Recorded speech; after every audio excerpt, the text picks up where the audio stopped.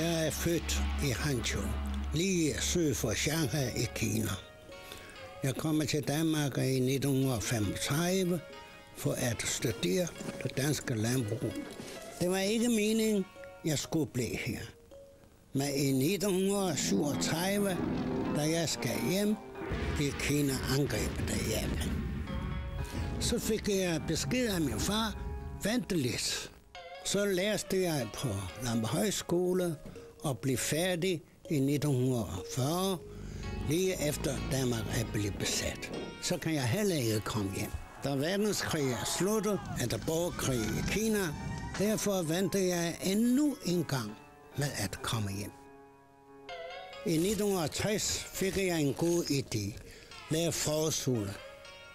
Og det har jeg gjort lige siden. Dalung forårsfugle ligger godt i maven.